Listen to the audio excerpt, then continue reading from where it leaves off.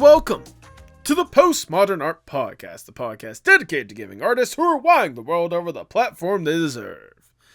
I am your host, Nathan Ragland, and if you're listening to this the day that it releases, happy Indie Animation Day! Hopefully, if you have some incredible indie animated projects, let them out there into the world, let them know what you got going on, because I know we are all excited to see it. As for the project and the guests I have for you guys today, well, eat your heart out, because we have a wonderful project that's done by a fantastic person. Just don't literally eat your heart out. Anyways. Today's guest is Allie Vanaman, a librarian by day and indie animator by night, using the abilities of both to craft unique stories, such as the upcoming indie animated series, Bleeding Heart. I've gotten little tastes and little glimpses of Bleeding Heart here and there, and I've just been so excited to really sink my teeth into more about it. So getting the chance to have Allie come onto the podcast and talk about not just the incredible work that they've had a hand in, but also just the fantastic project that they have presented for you guys today. It was a wonderful conversation and a very insightful chat that I know you guys are going to absolutely love. If you enjoyed the conversation, please make sure you support Allie with the links down in the description below. If you enjoyed the podcast, make sure you like, share, subscribe, or follow whatever audio streaming platform you prefer. Leave 5 stars wherever you can. You know I see that stuff. You know it genuinely warms my heart. If you want to go a little further with that support, may I recommend you check out the merch shop at fourthwall.com. Link to that in the description below. We have some fantastic streetwears done by some amazing artists with the sensational designs that you would look amazing in today. And look, normally I don't outright ask you guys for stuff like this, but if you are watching this the weekend of the release, on May 18th at 4 p.m. Eastern Standard Time, I'm going to be hopping on the Sleep Deprivers streams to raise money to potentially get me a brand new computer. Not that the computer I currently have isn't functional, it's really starting to show its wear, really show its age more than anything else. And so the guys over at Sleep Deprivers were gracious enough to host a live stream, once again, Sunday, May 18th, 4 p.m. Eastern Standard Time, to where if you guys want, you can come in, donate money, you can get some fantastic artwork or some voice acting from several incredible guests that'll be a part of it. I know you can see some of them on the screen right here with the poster that I have uploaded. Just if you are able to, either come in and donate a little money or spread the word. Either or would be greatly appreciated to potentially get me a new laptop so I can continue to make incredible episodes of the podcast, among other things. But now, without further ado, please enjoy the Postmodern Art Podcast. How are you doing today? I'm good. How are you doing? I'm doing fantastic. I really am excited for this conversation. Genuinely. I'm glad for your enthusiasm. No, I've been keeping tabs of what you've been up to when it comes to Bleeding Hearts or whatnot, because I remember the one indie animation day where you showed the chapter 1 part 1 teaser or whatnot, and it just looks so gorgeous more than anything else. It's like, oh, thank you. I can only imagine the amount of hard work you and whoever you had helping you got to get that looking as good as it was. Yeah, I had my friend Sydney help me out. She's always been a big help on the project. Oh, and then I forget what day it was. Oh my gosh, because there's been so many indie animation days. True. For the most recent trailer, we did have one extra person help us with it. Oh, nice. So her name is Lindsay, and she did a great job as well. So that was like the biggest group that I've had so far working on it. Well, I can let you know right now, at least when it comes to what we're recording today, this will be for the upcoming Indie Animation Day on May 16th. So I at least got you guys covered there. Awesome. Good. I can't believe another one is already coming up. They just happen so fast now. They do. The way that I've noticed it or whatnot is they have it set up very similar to Portfolio Day, to where it's like 4 times a year, once every like 3 months or whatnot. And they always have it on the 16th of whatever month it is. I at least know the May one definitely, because May 16th, that's the day after my birthday. Oh, nice. Happy early birthday then. Well, thank you. I appreciate that. Yeah. Ever since Indie Animation Day has become a thing, I've always tried to aim to like have an episode come out on Indie Animation Day itself. So that's why I'm always like keeping Right. tabs on when the next one is or whatnot, and keeping up to date when it comes to that. So Yeah, you're doing better than I am because it'll just sneak up and I'm like, oh, I guess I got to put something right. together for the animation day. So you've got your because calendar marked, you're good to go. because like at least for you, it's not so much like, oh, I need to have something prepared for Indie Animation Day or whatnot. It's just like I'm trying to work on this thing and actually get to fruition or whatnot. Oh, there's an Indie Animation Day that happens. Yeah. What can we show people? Right. That's exactly how it is. Like, okay, I'm gonna look inside my little box of Bleeding Heart stuff and see There what you I go. worked on the past couple of months. Which I mean, hey, I don't blame you. I mean, it's one of those like again, at the end of the day, like you're focused on like pushing out the story that you really want to like present to the world, like present to the people or whatnot. Like if it just so happens that Indie Animation Day just happens to come up and you want to show people more stuff to get them more hyped, cool. Let's see what we can do. Yeah, that's Yeah. it exactly. Yeah.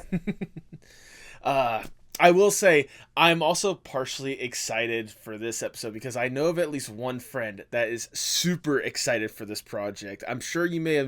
I don't know if you remember him. Really? I don't know if you remember him, but whenever you guys posted that, again the teaser trailer back, I think it was the November one that you guys posted that one or whatnot. But Yeah. like the part one chapter, chapter one, part one or whatnot. There's a buddy of mine that went into the comments of that video, and I only found this because when I was doing research to get prepared for this episode, I found his comment. A guy by He name showed of up. yeah, he showed up. Guy's name is Ripstud, or on YouTube's like Ripstud1 or whatnot. So Oh, yeah. yeah, it's one of Oh, those like, that's awesome. You guys know each other? oh yeah, no, absolutely. Like he's part of like the same like friend group that me and that we're all just kind of going or whatnot. We've gone to like a couple of conventions together and such. So like Oh, yeah, cool. yeah. Oh, that's awesome. I'm planning on having an episode with him in the future. We want to do it like live in person or whatnot. Oh, Like, cool. like mano a mano. Like as much as trust me, Discord has been great to me, and using the internet to like get in contact with these creators such as yourself or whatnot has been a godsend. But like, there's that part of me that always wants to do like the live in person interview. Right, yeah. It's not the same. Like Yeah. I mean this is great and I love this, but when it comes to like work video calls, like I hate video calls. Like Mhm. when you're trying to work with your team and discuss like I want to be in person. I want to be able to point at stuff and, draw a picture and hand it to them, that kind of thing. So, Exactly. yeah. I again like I said, this is a godsend, and I would not have my platform if I did not have the video calls or whatnot or connections like Discord or whatnot. But still, like you get it, you understand. It's just like that little bit of like the human interaction of it all. Right. Yep. Want Being to be able in the room with you. and being able to easily like read and understand a person one on one compared to like what you see and hear on a computer screen when technology allows you. Um, Right. uh, Yep. no, but seriously though, like I mean this from the bottom of my heart. Thank you so much for taking the time to do this. I'm really excited to talk about this because I remember again when that trailer did drop that I talked about several times already. I was instantly hyped just based on like how stunning it looks. So to get a chance to sit down with you right now and to talk to you about this kind of stuff, it makes me excited. I can't wait for people to see more about this stuff. Oh, thanks. Yeah, I'm, glad to be here and I'm honored too. I know, you have a lot of creators that you reach out to and to be a part of that. Like, and for you to like go down the list and be like, this seems like a good person to talk to. Like, I don't know. That's great to be a part of. Look, I at the end of the day, like when it comes to like who I decide to bring on the podcast or whatnot, I always recognize that like they're dedicating their time, effort, blood, sweat, money, tears, everything they can into something that they are passionate about, which some people don't even have really the confidence to do. And like Mhm. for some of those people to present that stuff out there, they just kind of gets washed up on the wayside, or it doesn't reach like the audience they were hoping for or whatnot. Like I want to at least let them know personally, like, hey, I think you're doing something phenomenal, and I want to help amplify that as much as I can. So that's part of the reason why I do it. Yeah, that's appreciated too. Yeah, not just from me, just I'm sure from every artist you talk to. At least a lot of them. I can't tell you the amount of times people have thanked me just for giving me the opportunity. I'm like, you're the one that's taking the time out of your day to talk to Thank me. you, thank you. Right, yeah, it's a mutual effort. Yeah, it's a mutual that effort. equivalent exchange. We're both in this, like we're both getting something out of it, and it's Exactly. a good time. Exactly. Do you have any questions or concerns before we really do get this show on the road? I don't think so. I'm trying to go in blind and just That's a good mentality to keep have. it natural and, not read off a script or anything. That's So, oh, you didn't get the script I sent you? Fuck. Okay, hold on. Let me see. oh, No, no, no. I was supposed to memorize that a week in advance, right? Okay. Something like that. Yeah. Yeah. I'm horrible about that. I'm supposed to give that to every single guest, but I never give it to a single one. No. And it all works out in the end. It all We're an works out in the improv end class somehow. here. It's like it's weird, like the improv or whatnot aspect of it. They seem to like, I think we have this like weird like neural link with like whatever guests I bring on. They just know exactly what I want them to say. They get it, yeah. No, wow, I just had a major brain fart right there, just as I was about to say. No, That's all right.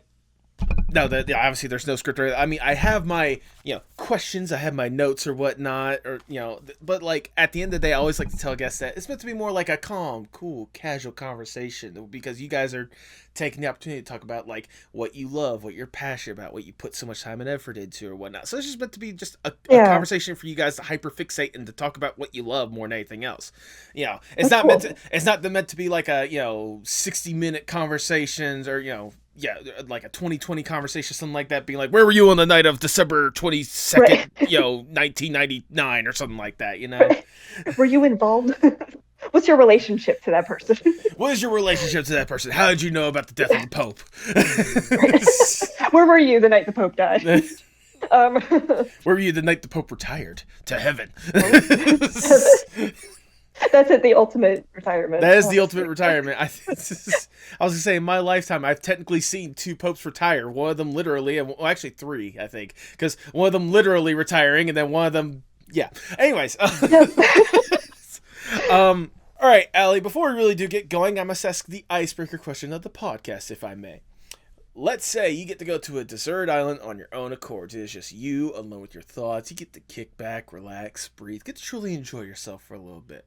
With accommodations. I shouldn't say desert island, more like a little personal B&B paradise away from society for a little bit. Nice.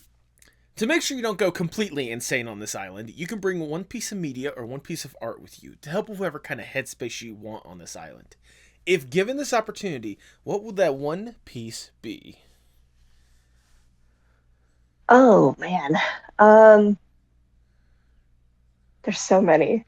Yeah. I to get into a good headspace where I just feel at ease and I'm in the zone, I'd probably bring can I bring a music album? You can absolutely bring a music album. Okay, cool. It's not, I mean, it's art in a different way. It's not a visual art, but I'd probably bring Hosier's album Unreal Unearth. Oh, That's really what like gets me in the zone, and I could listen to that on repeat. Like, yeah, I was gonna day by day. That's the newer one that he released like what, last year, something like that. Yeah. Oh my goodness! I remember hearing a couple songs from that. Obviously, we all know the classic. I'll take I like my whiskey neat, my coffee black, and my bed at 3. Yeah. You're too sweet for me. Sorry. Nice. So that's you know what? Go for it. Look, that's my jam. It is a good song, but obviously I need to take the chance to actually sit through and listen to that album. If that song alone gets my attention, why is that like the first album that comes to your mind, if I may ask? I think because I'm very much a like daydreamer, so I like to listen to music and like envision my characters in AMVs. I'm like, that's my thing that I do when I'm doing like repetitive work and I put music on. Like my hands are doing the folding of the clothes, but my brain is like imagining this AMV set to this song. So that album in particular, I feel like worked for a few different of my projects and kind of like, I don't know, lets me envision my characters in a like fully fledged form. And because I feel like that's kind of end game for me, is that like I want to see AMVs of my characters. So that one in general is like has a lot of like interesting songs to it that are, it's not like a traditional album, I don't think. Like the first few songs are very moody. Some of them get a little bit more peppy and like romantic, but I don't know. I just really gravitated to that one when it came out, and I'm trying to think of some of the other songs on it that, because Too Sweet is like the big one that everybody knows. Yeah, everyone knows. Right. I think it's pronounced the Selby. There's Okay. part one and part two. Those ones, I believe, are sung in Irish. I could be wrong on that, Okay. but they're in a different language, and they just have like this moody tone to them. Like it's, I don't know, it's a ethereal experience to me. So I feel like that would be nice to have on this island, not only for entertainment purposes, but also to like get me into a kind of a calm, moody headspace, Oh yeah. to be able to chill and work. Especially like you said with like the way that you envision songs or whatnot, like not just like I imagine not even just like AMVs, just like full on music videos just in general of like how your characters would react if they were the ones that like performing the song, or like how you would visually see like how the Right. music video would play out or whatnot, because I'm the same way with a lot of just music in general or whatnot, whether it be like the Yeah. artists themselves or like characters that I enjoy or whatnot, just like how they would react like if that was the song that was playing or whatnot. So um Right. but I will say, I would think it'd be a genius idea for people out there, especially whenever Bleeding Hearts does drop. You better start making those hosier, AMVs of the characters and such, because Yeah. like it's what the creator wants. Just saying. That, Uh, I'm just saying. but Honestly. but regardless, the Hosier album, Unearth, or it was Unearth, or there's something else. Unreal Unearthed. Unreal It's Unearth. like that was the initial release, yeah. Hosier's Unreal Unearth. That is your answer. You're locking that in. I'm locking that in. Then, if that's the case, I cannot think of a better way to start the Postmodern Art Podcast. Welcome, everyone. I am your host, Nathan Ragland. Feel free to like, share, subscribe, or follow whatever audio streaming platform you prefer. You would look fantastic in the merch that we have at the merch shop, fourthwall.com. Link to that is in the description below. And follow us on Blue Sky, Instagram, and TikTok at Postmod Art Pod for future updates and guest announcements, including today's guest. They are a librarian by day and indie animator by night, using the abilities of both to craft unique stories, such as the upcoming indie animated series Bleeding Hearts. Welcome to the podcast, Allie Vanaman! Hi. Did I pronounce your last name right, by the way? Yes. No, Okay. it was perfect. Okay, good. Because like I thought Yeah. I didn't realize this until after I was started saying like, oh crap, I did not ask if I how to pronounce Vanaman. That's it. Yeah, Van. But how are you doing today, Allie? I am doing great. How are you doing? I am doing fantastic now that I'm getting the opportunity to sit down and chat with you. Like I kind of hinted at, before we really started going, if I leave that part in or whatnot. I have been excited for Bleeding Heart ever since I first gotten a taste of it with the, not most recent, but the previous, I think it was like November 2024 of Indie Animation Day, like getting just that little taste of the trailer that you guys dropped or whatnot. Like I have been excited for this, and now that I'm getting the opportunity to sit down and chat with you to talk more about this incredible concept and then some, like it really, I'm really excited for today's chat. So and especially again for Indie Animation Day, I think it's very appropriate more than anything else. But before we talk about the stuff you're doing nowadays, I want to go back just a little bit and learn more or less the origin story of Allie. What got you interested in art and animation and stuff in the first place? I definitely grew up with it. So Okay. I grew up drawing and, coloring and mostly watching like Nickelodeon, Disney movies were a very big part of my childhood. I had the Classic. privilege of growing up in the 90s when Disney animated movies were like at their peak, in my Oh yeah. opinion. No, trust me. Yep. The feeling is very much mutual. Yep. Yeah, they don't make them like that anymore. Like not to sound like an old person, but that Unfortunately. was the pinnacle for me. I was gonna say, was there any of Uh, that? What were some of the quintessential ones that like grabbed you and like kept a hold of you more? Like, what were some of the ones that you still hold near and dear to this day? I think it was a little after the 90s, but Atlantis is like one of my Yes. top favorite movies of all time. I watched it Yes. again recently and I was just like, I wanted to cry just from like, they don't make them like this anymore, but also like, it's just such a nostalgic experience. I will say, like, Yeah. it's so great to see that movie, especially the amount of like care that seemingly went into that more than anything else. And I'm gonna say something controversial or whatnot, but if Disney Okay. is to ever do a live action remake, that is the film they should have done a live action remake for, just because of like imagining because it's already gorgeous in animation or whatnot, but like what they could Mhm. potentially implement. I don't really advertise or advocate for live action remakes, but I feel like that was a movie made to be made into live action later on, not some of the other ones that they've would go on to do, you know? Yeah, I'm the same way where like I'm not really into it, but I there are other movies that I wish I could have seen in live action Mhm. versus the ones that they chose to make. Yeah. But it does feel like a live action movie in a cartoon skin almost. Like that's Yes. just the vibe that I get from it because it just feels more mature than other Disney movies, and I think that's what I like about it. I mean, if nothing else, we are blessed the fact that that was animated more than anything else, because especially some of the visuals more than anything else, and some of the effects or whatnot that they were able to do with animation or whatnot, like it's just chef's kiss more than anything else. Good stuff.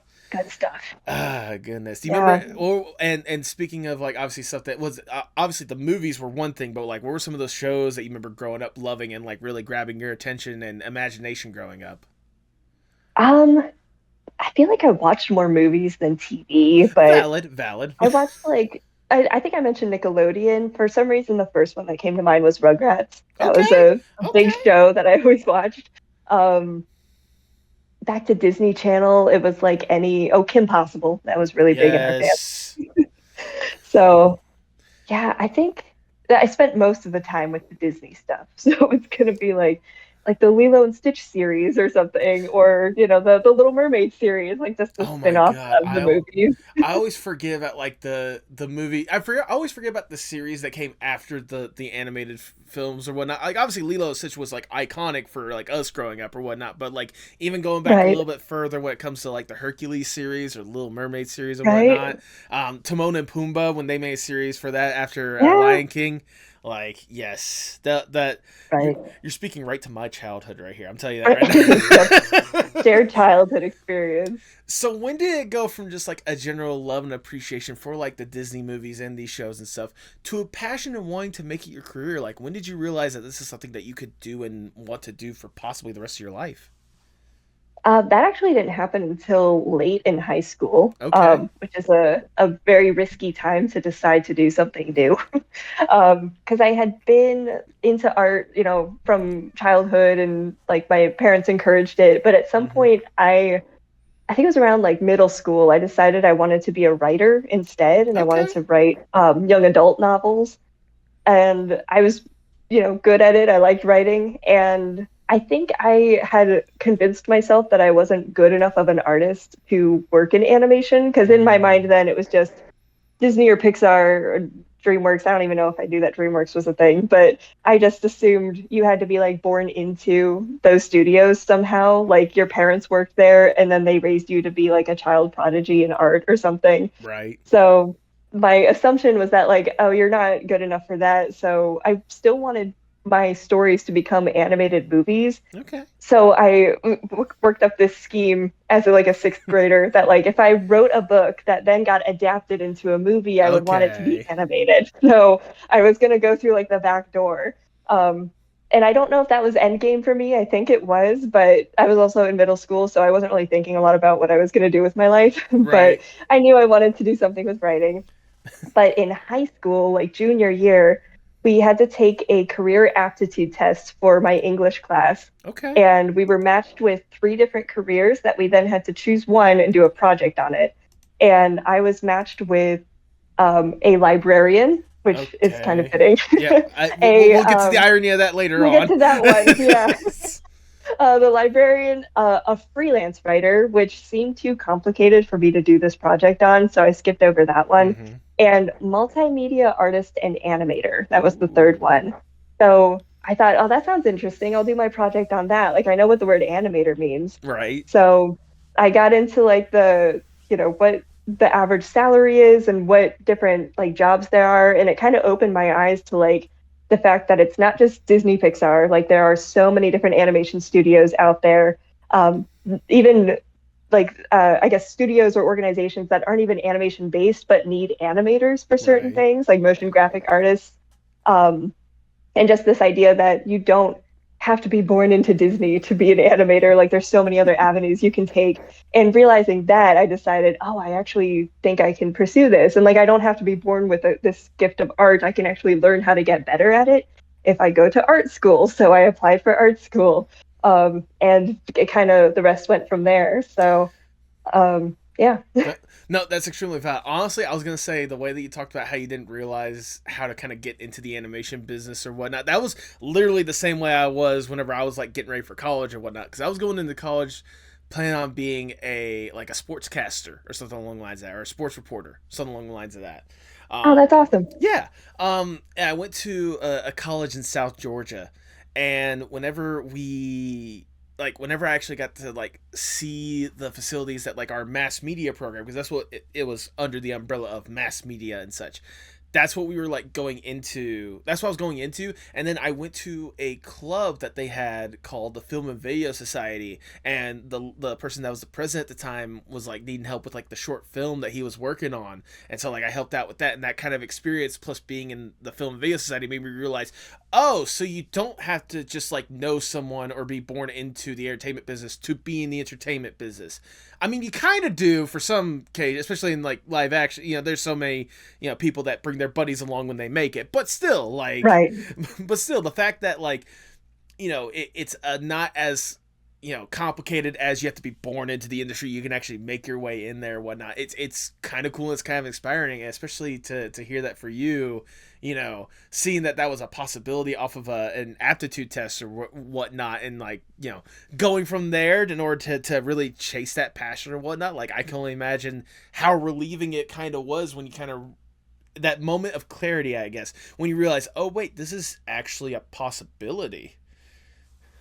Right, absolutely. And I hate to like credit that assignment with charting the course of my life because it was just a high school English assignment and Right. everybody was dragging their feet about it. And in doing it, I was like, man, that actually kind of led me to where I am, and I wouldn't be here without it. So now I have to, credit my high school English teacher for coming up with that assignment that everyone hated, Look, but actually, worked for me. look, people. I think people have gotten more inspiration from lesser things than a high school assignment sometimes. So I mean, True. yeah. I mean, it's really cool, especially seeing kind of how you kind of went from there and really like went all in, went full in when it comes to this stuff, especially when you got to college, really devoting yourself to that kind of stuff, really devoting to the writing and all sorts of different aspects. Like, was the college experience, once you realized that animation was the thing, was the college experience what you had anticipated when it comes to like studying and preparing for the field?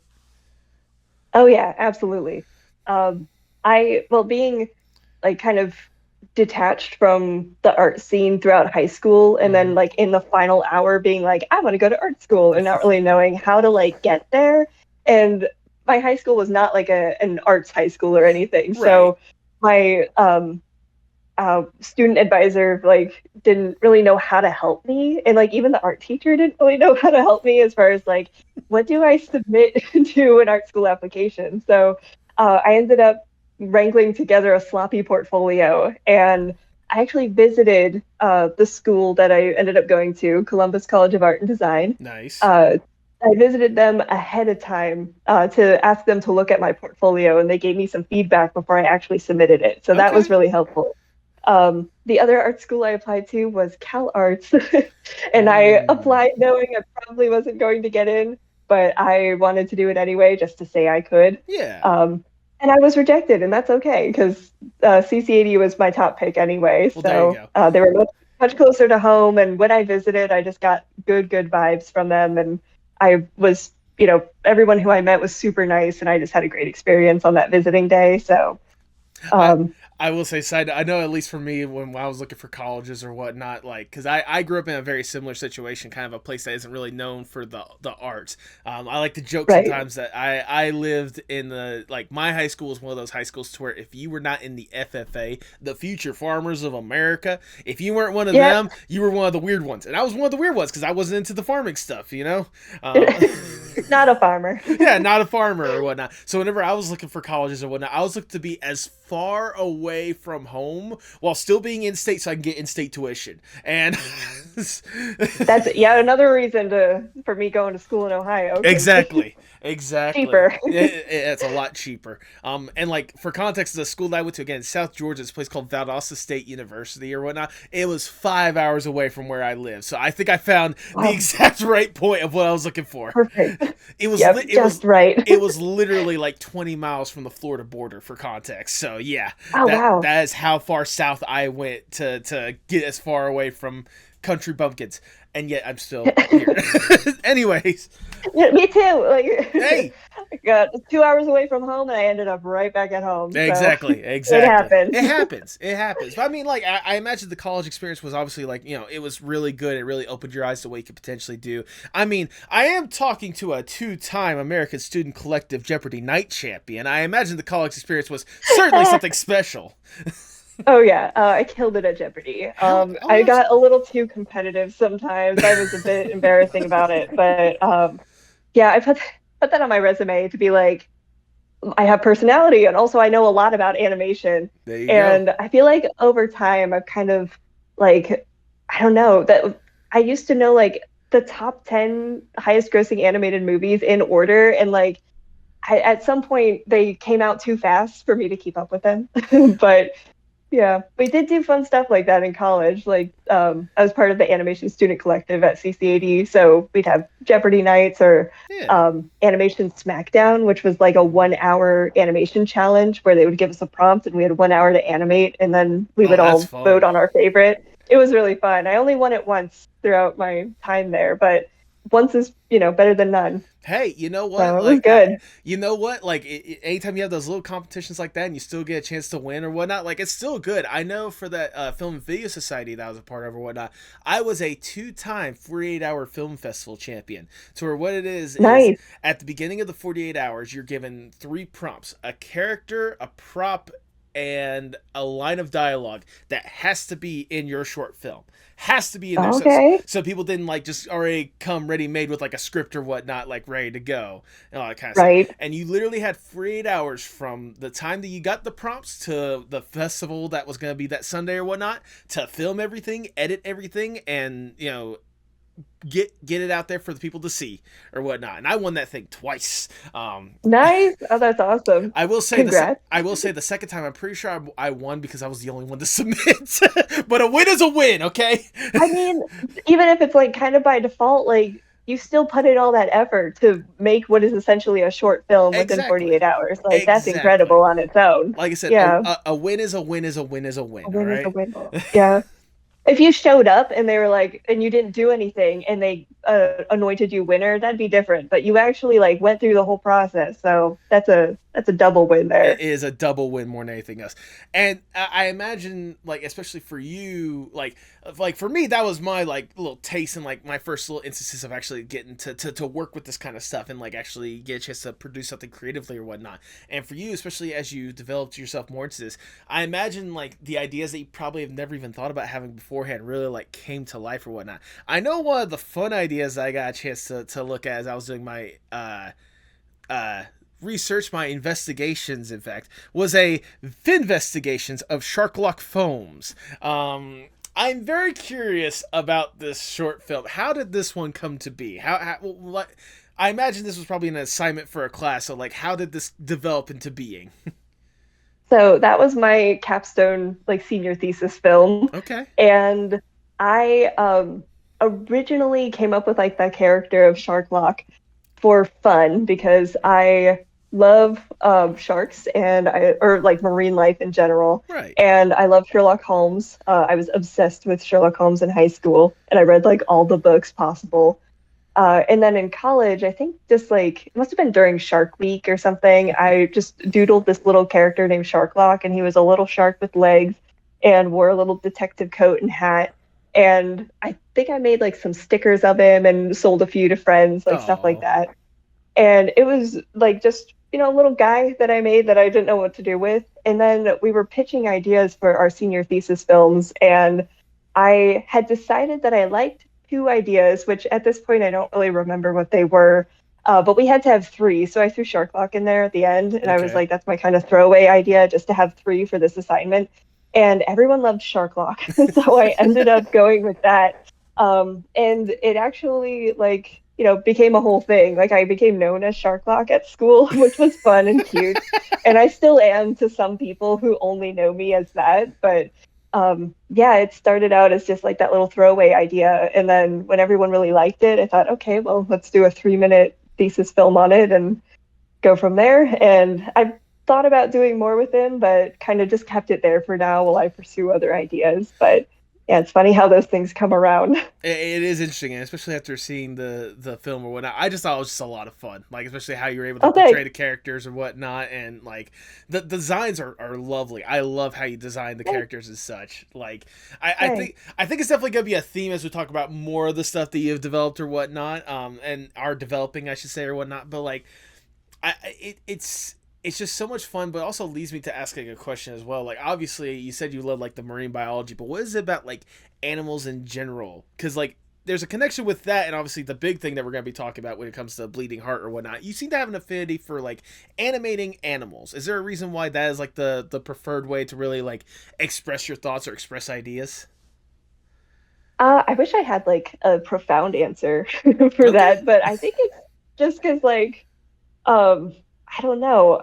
I didn't really grow up with like Robin Hood or the Great Mouse Detective is one I didn't grow up with but became a big inspiration later. There you go. That helped inspire Sharklock. So there was some like you know, I don't know what genre that is, the talking animals wearing clothes kind of thing, kind of furry adjacent. Yeah, I think that's the best Became way. like I think that's the best way to work furry adjacent more than anything right, else. furry adjacent, anthropomorphic animals, Yeah. however you want to put it, like that.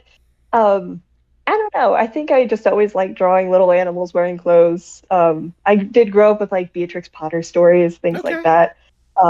So I also think though, Zootopia was a little bit of an influence Ooh. for those um, films, like the investigations of Sharklock Holmes and Bleeding Heart, with having like there's a little bit of a conversation within those stories about like the in Sharklock's case it's like the land animals and the sea animals, like Sharklock being a shark Right. versus everyone else being a land animal, and kind of the ostracization that he faces. And then Bleeding Heart, I wouldn't say it's as apparent, but it's a world populated by canines and ungulates, and there's a Mm-hmm. little bit of like a like I want to say conversation about the two groups and how they interact with each other. Right. And historically, dogs coming from wolves, how like they ended up, becoming kind of I want to say working alongside the ungulates in Mm-hmm. society and like what happens to the wolves. Like that's a whole thing that's discussed in Bleeding Heart. So there's kind of Okay. a social hierarchy with the different animals in both of those two projects. So I feel like those kinds of stories are, nice to tell with animals and being able to decide like, okay, if this world is only populated by canines and ungulates, how do they interact? Like, and Right. what happened to the wolves if they're also technically canines? And what counts as an ungulate in this world? Like, are there elephants too? Like that kind of thing. So No, absolutely. definitely, which I believe elephants are not ungulates, but that's a things I need to consider. Is that like, okay, what about on different continents in this world? How does this work? So, but I think it's more interesting to me to tell a story about those kinds of characters and their relationships and their differences than it is to like tell a story with just humans, Yeah. which I also like doing, but Oh yeah. that's for another time. Yeah. No, I mean, like honestly, like with what you're talking about with like the social hierarchy or whatnot, as illustrated by like the animals and how they like more or less interact in like the animal kingdom, like illustrating that on a human front or whatnot. It makes sense. It makes, especially when it comes to Bleeding Heart, when we do get to that, which we will. I promise we will. I'm jumping the gun. I'm already talking about I it. no, but no. Honestly, I'm My glad you bad. are. I know. I'm glad you are. But like, especially when it comes to like that story or whatnot, kind of being able to illustrate that and like using that as part of a way to illustrate like the main emphasis of like what the story is about or whatnot. It's really smart. It's actually genius more than anything else. Like to really help bring that point home without like making it more upfront and abrasive, like in your face, like this is what the story's about. Like no, it's a nice little like underlying discussion to have when people are going to be analyzing this thing, either directly after this thing comes out or like years on end. Um, Yeah, no, exactly. That's what I hope people get out of it, and that it's not in your face too much, or that I'm smart enough to be able to convey it in a clever way, in a way that's interesting to people and compelling, not just like uh, you know oh it's in your face and annoying about it or something like that. Right, right, right. And I mean, like, Gotta find that balance. fair enough. Um, Again, wow, brain fart. Words are wonderful, aren't they? Um, no, like it's really cool to see that kind of be emphasized with like these films that you're really developing or whatnot. And I imagine a part of that is also kind of the creative writing aspect that you had talked about a little bit earlier, or whatnot. Something that I see that you loved enough to get a minor in creative writing on top of getting the bachelor's in fine arts and animation or whatnot, which I gotta say, like, overachiever, but commend you for it, because I know the amount of time and effort it has to get that kind of stuff. That I Thank applaud your you. patience more than anything else. Thank you.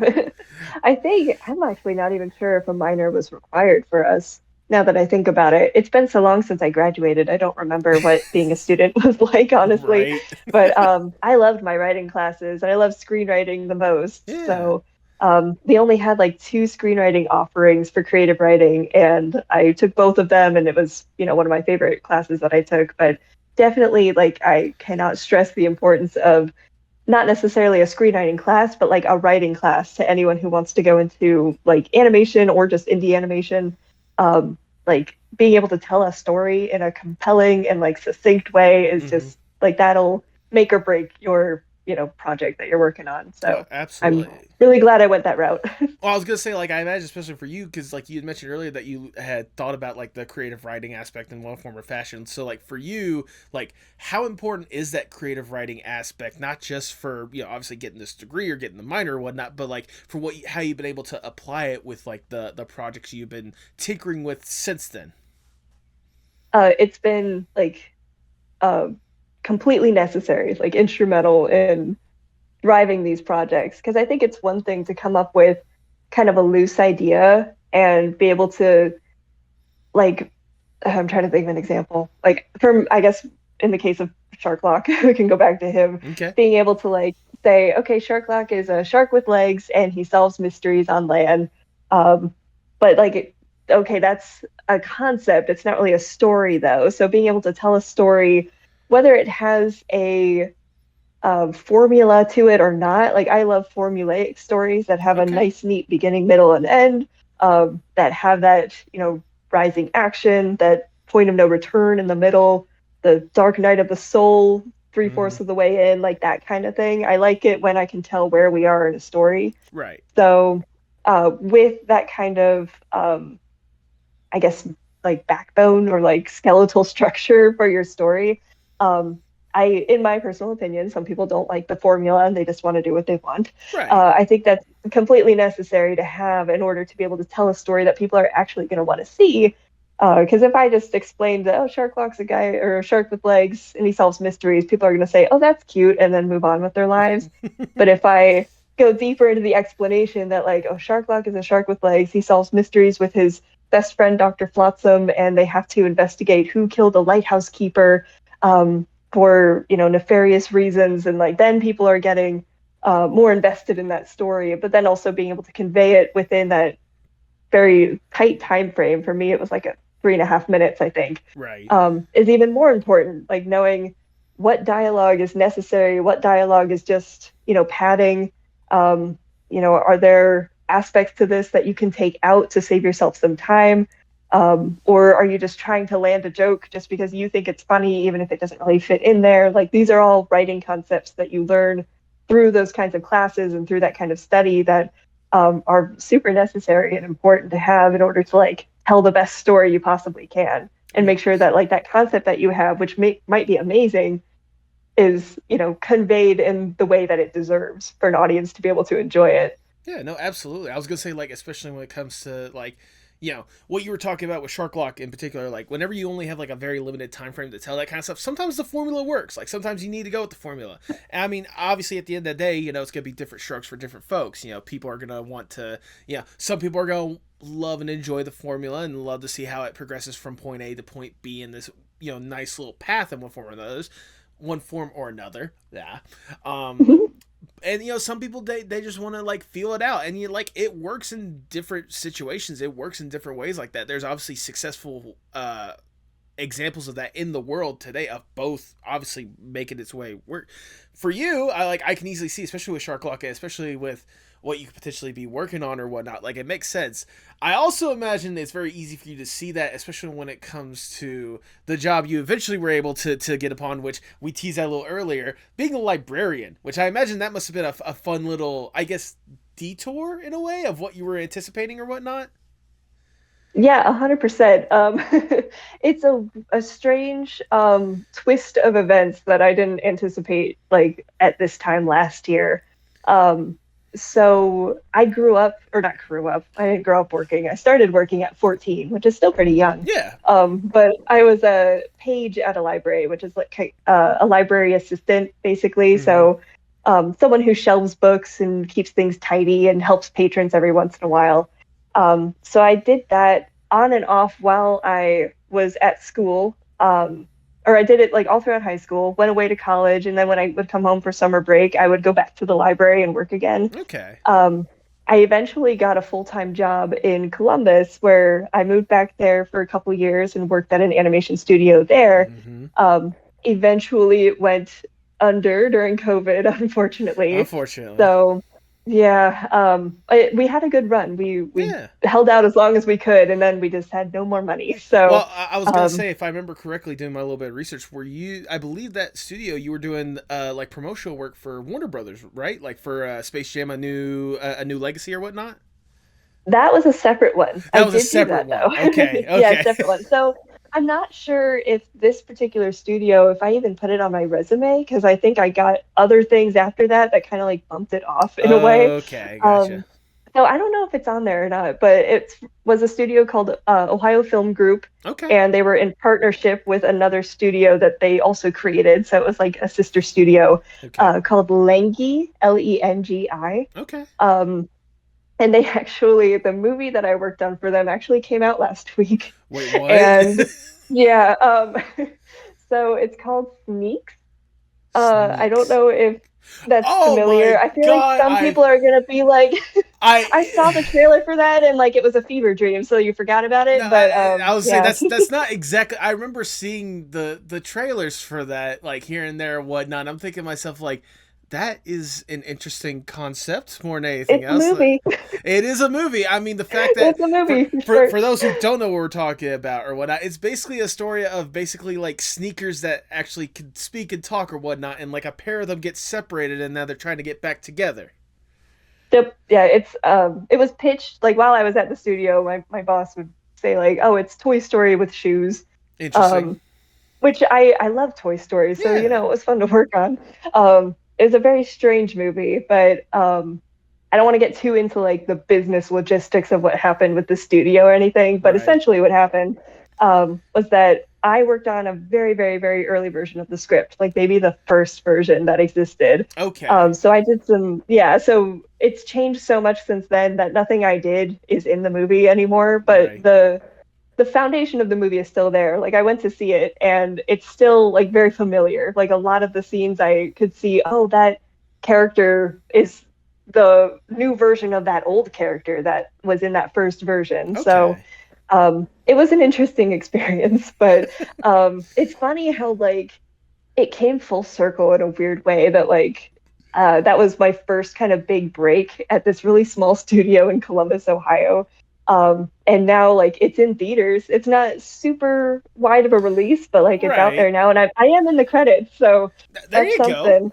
That's really what matters is that like you know it's I took my family to see it and we all cheered when we saw my name, and that's you know that was better than any of the experience of working on it. But it was so short lived for me that like you know when the studio went under, they were still trying to kind of pitch it around to different places and still Okay. trying to get some outsourced work on it too. So that's kind of what ultimately saved the movie in the end was like kind of I don't know rallying all these other you know freelancers or kind of Canadian studios or something like that. Okay. So they were able to get it off the ground. But that was my very first industry experience was doing a little bit of storyboarding for that.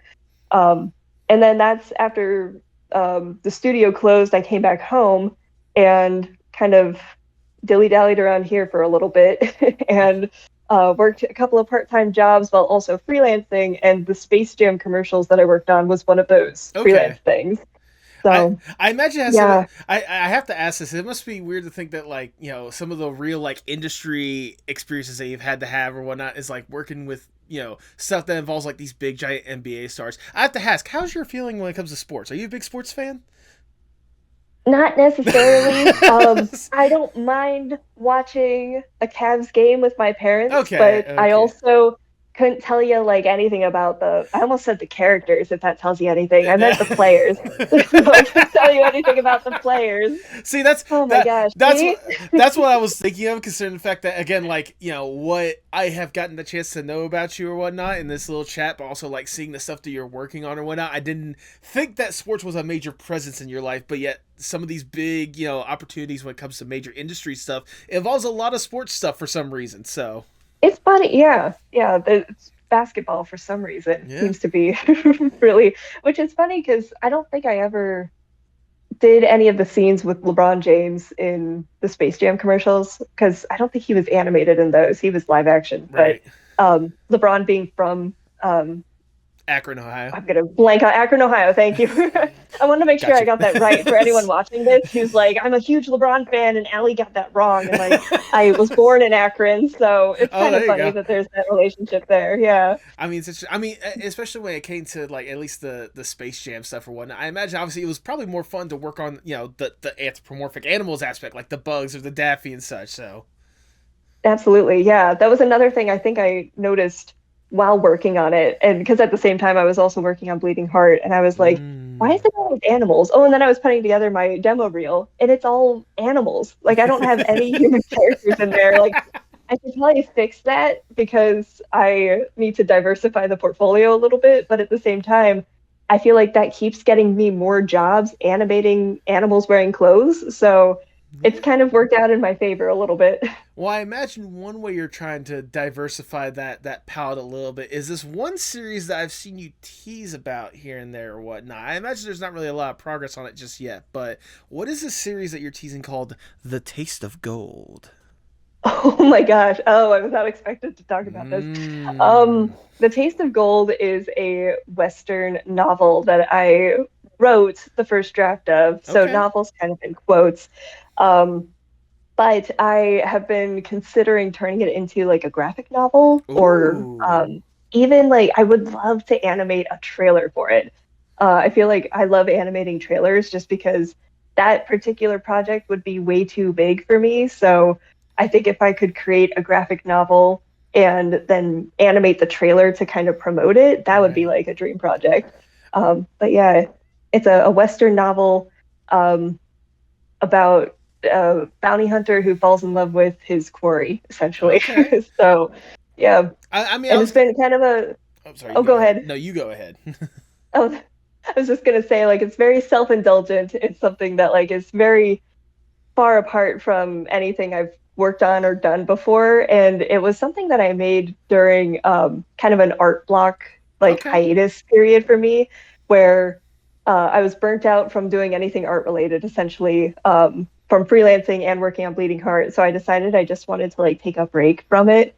It was less of a decision and more of like an involuntary, like my brain wouldn't let me art anymore. It just said, okay, we have to switch focus or else we're gonna die. Right. So It's like we're gonna I be like creative. We just need to see how we're gonna be creative. right, yeah, I just needed a different creative outlet. So I had been really, really inspired by the game Red Dead Redemption 2.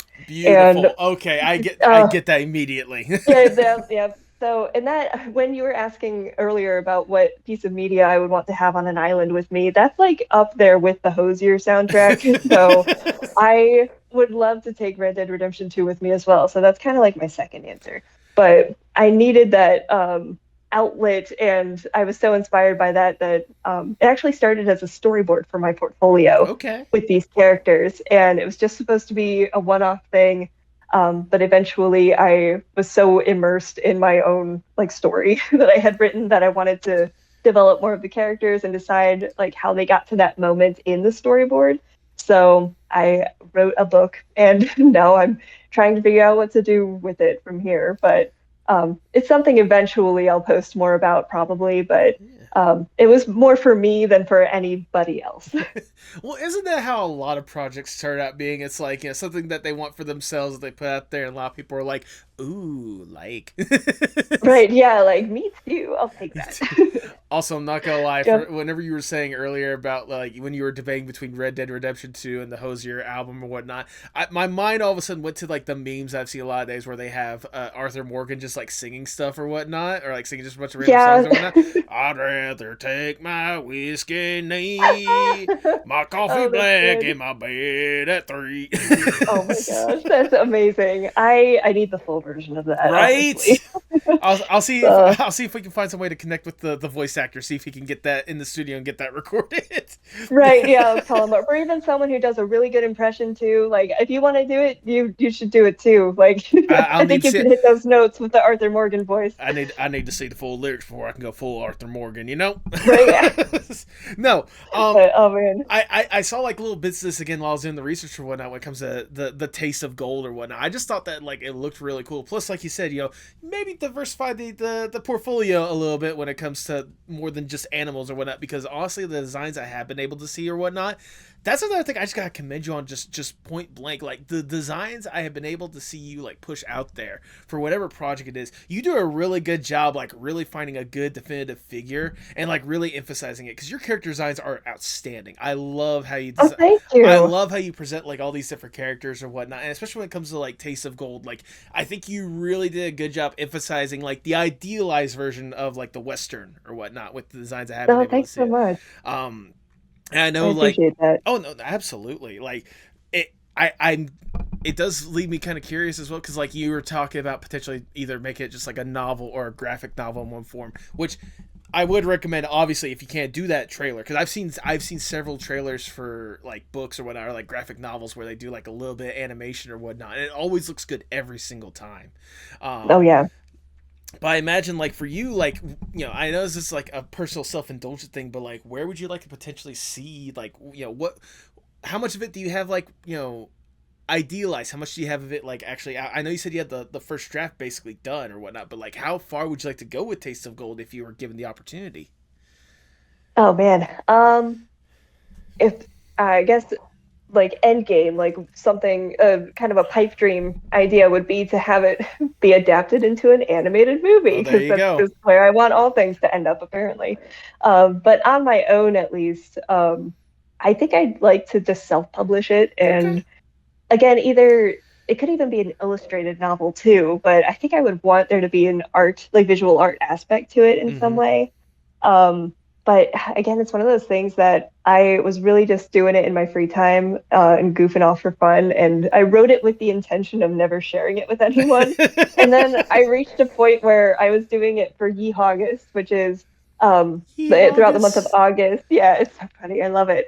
But throughout the month of August, the official Yeehogist account will post a prompt list, and each day you draw or write or create something that has to do with that prompt. And I was able to tie the Taste of Gold into each of the prompts. Oh, that's For the past couple wonderful. of years, I've done it. And I love it. I look forward to it every year now. But that made me really interested and excited to pair drawings with the words that I wrote. Because at first I thought, oh, I'll write this and then I'll put it in a drawer somewhere, or maybe I'll self-publish under a pseudonym. Like I kind of want to detach it from myself and like have that be someone else's project. But then I started drawing the characters and thought, kind of tinkered with like the graphic novel idea, and I thought, well, maybe like I can kind of pair this with the art side of me, and like maybe this can be kind of one of my projects, because again, it was just Yeah. something so far removed from who I am, I think, and far removed from like the normal work that I put out, that it's hard to like have, Bleeding Heart and The Taste of Gold next to each other in my portfolio, just Right. because there's like polar opposites. um You but say yeah, you say so polar opposites. I say range. That's a range right there. Like I could do this. I like that. I could do I'll this. take that. I could do this like cutesy, artsy, animal style with potentially like weird horror aspects of it or whatnot. Or I could do rough, ragged cowboys out in the Midwest. That's a range right there. Right. I hope that people accept it that way, and it's not just like, wow, Allie can't pin down what she really wants to do, I guess. But Which for me, I like to say I contain multitudes and I don't have to be tied down to just one thing. I can Yeah. write a book or I could draw cowboys or I could, make an animated web series, like that kind of thing. So it's a matter of juggling those projects and trying to figure out like which audience, because I feel like my audience is split in half. Some of them are here for the gay cowboys, and then some people are here for the talking animals stuff. So Look, it's an interesting like combination.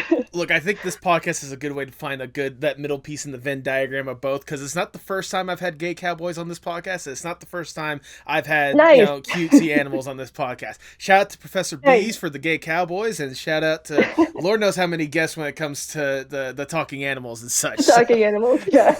I feel like that pool's a little bit wider, but it's a little bit wide, but there is that nice little sliver. There's a sliver in the middle of people that yeah, enjoy both. We need a crossover. We need a gay cowboy anthropomorphic animal story. There might be one out there already, but if not, or I'll take it on. I was gonna say, or if We'll not, once you get some of these stuffs like worked out or whatnot, just present like the animal AU of A Taste of Gold or whatnot, and there you right. go. Oh my gosh. Yes. I have drawn them as dogs before, so well, there you go. There you go. We're already getting there.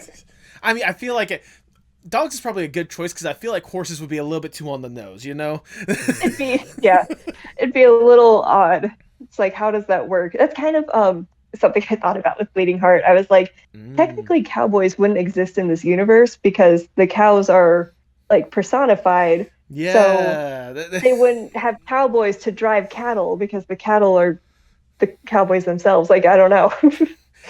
It's like the strange world. I was gonna say it's like like the Amazing World of Gumball where they have like the self-aware moments of like the cat in the cage or whatnot, and then right the mom's like Gumball's like, just don't think about it too much. That's what it would be if I had like Marsha Goes West and ends up at like a cattle ranch. It's like, I don't know how I would even explain this within the universe. Oh, now that'd be hilarious. Now I want to see that, like at least like maybe like 2 or 3 episode arc of Marsha out west or whatnot. Yes. But I think at this point we've danced around it enough, and like we've basically talked about a lot already. But let's get to the real meat and potatoes of this conversation. The stuff that I want to talk to you about. You are the person that's currently leading the charge for this incredible upcoming indie animated series known as Bleeding Heart. Now, before we discuss like how it came to be, for those that have no idea what in the world we are even talking about, how would you describe Bleeding Heart? So Bleeding Heart takes place in a world populated by canines and ungulates, and it follows a little sheep named Marsha Mello. She's about in her mid-20s, and she is struggling to run a flower shop by herself, one that she opened and takes care of. She's become very discouraged by the way the world is treating her. She deals with rude customers and a landlord for the shop that raises her rent without warning her all the time. And she's struggling to bring in any money and profit, but she has some goals for the flower shop she would like to meet. So she's just, trying to kind of scrape by and is just getting more and more discouraged day by day. But accidentally and unknown to her, she interferes with a demon summoning ritual and becomes host to Tenebrous Moonshaker, who is a wolf spirit who possesses her and gives her the power to transform into a werewolf. So she has to kind of decide, like, is this, something I want to embrace and use to my advantage, being this like little sheep in a world where sheep are easy prey in society, like prey, in quotes. Or, does she want to figure out who actually summoned Ten and try to get rid of him to go back to her normal life? Because if she can't get rid of him by the next full moon, they are bound together forever. Oh, wow. So that's it. Goodness. I mean, I have heard about a wolf in sheep's clothing before, but this is something else. Like, this is a whole next step in the right direction. How did this idea even come to you in the first place? Because it seems so simple, but yet so brilliant. Well, thank you. It's one of those things where it's like the sheep in wolf's clothing, or other way around. Close enough, either or. Is that I've had people be like, well, is it a sheep in wolf's clothing or is it a wolf in sheep's clothing? And I'm like, it's kind of both, depending on what part of the episode we're at. But it's been done before, I'm sure, many times. I've even seen a couple of like short animations on the internet about it, just done differently, which is awesome. Yeah. But for me, I was really inspired by the movie Venom. Which I Okay, think is okay. kind of like the main thing that got me, onto the idea. But even like kind of back before that, I was kind of toying with a short film idea or like a very, very mini series idea about like a wolf and a sheep, either, at odds with each other or working together. So like an early version was called The Intern Sheep, and it was about Marsha, who I love a good play on words, It, as you it, can tell. it's simple, but it's good. It's simple, but it's good. Yeah, it's effective. So it was Marcia, but like in a different form than she is now. Mm-hmm. But she was trying to get an internship at this wolf-run corporate office, Okay. and like rises through the ranks of the company, which I don't know anything about corporate businesses or anything, which is why I didn't go this Yep. direction because I didn't know how to write it. But she would eventually become the boss, but then also it was like a money laundering front for the wolves actually being like a gang of gangsters or something. I don't know. This was an early version, Right, right. but yeah, it got to a point where I was developing it that I was like, I really don't know how I'm gonna like show what I want to show in a positive light if they're always like robbing banks or killing people or something. So I That's don't why. think I That's want why. all That's these why you say that for characters. the gay cowboys doing the robbing the banks and Right, stuff like that. exactly. They can kill people now. We're trying to avoid that as much as possible, but I think with that I think there is some crossover between like me wanting to write a story about a gang and then also playing Red Dead 2. There's probably a little bit just, of just, crossover just in a there, little, just a tad just a bit. little bit. But yeah, so I moved away from that, but I kept thinking about other ways that like a wolf and a sheep could be related, Mm-hmm. and have like a show their differences either working with each other or against each other. And I always like detective stories, obviously with the Sharklock stuff. Yep. So I thought about like, oh, what if the sheep was like this hard-boiled, like cold detective, and the wolf was like her kind of loving, bumbling sidekick kind of thing. So reversing the stereotypes a little bit Right. here. Um, and I thought, well, I don't want to have to make up like a new mystery each time because figuring out how Sharklock's mystery worked was already like a lot of effort. So I figured like because I couldn't imagine like having a new mystery every single time or even like an overarching mystery to like build up to throughout the that episodes. that's So that's I why there was at least a good gap of time between like Sherlock Holmes novels or whatnot, because right. He had to take the time to come up with a mystery each time. I exactly. don't know how he did it, but on top of having to like then animate it, like it would take years for, any episode to come out, which I Right. mean, I'm still taking my time with it, but Yeah. it would take even longer if the mystery was bigger. So I decided that I didn't want to do like a detective story, but I was still thinking about how the wolf and the sheep could like fight crime or something together. Right. This is also post Venom, and I was like, well, what if like the sheep and the wolf were like the same person, but it was like Jekyll and Hyde style. So the sheep could Mm. transform into a wolf at will, and like maybe she was an investigative journalist and she could transform whenever she got into like a sticky situation or something. Okay. Um, and from there, it just kind of rolled into what it is now, where Marsha's not an investigative journalist, but she has like a job that's still kind of like you wouldn't expect a wolf to be involved. So that was something I Right. really wanted for her. She was originally a face painter for children's birthday parties, Oh. which is really specific, but I was trying to think of different ways that like what would be the funniest scenario to drop Tenebris into like as a wolf demon. And I was like, oh, just imagine like the chaos he would cause at a child's birthday party. So that was kind of the idea, but then I changed up the way that like the summoning ritual happens Okay. and incorporated the wolfsbane into it. I watched the original Wolfman movie and was like, oh, there's lore here. There's something that I can kind of incorporate into my own. So I added the wolfsbane, and then I thought, well, why would Marcia be interested in that? Like, why would she even be bothered to walk over and interact with it? And then I thought, well, what if she really likes flowers? What if she's a florist? And also, it's called Bleeding Heart, which is a bleeding heart is a kind of flower. So it kind of Mm. all came together. And from there, there at one point it was more so like, just Marcia and Ten having to get along. But I decided I wanted to incorporate that mystery element of like somebody summoned 10. Marcia kind of accidentally got into the way, but somebody else was responsible for it and was supposed to be like kind of Ten's master. So now she has to figure out who it is at the same time they're trying to find her.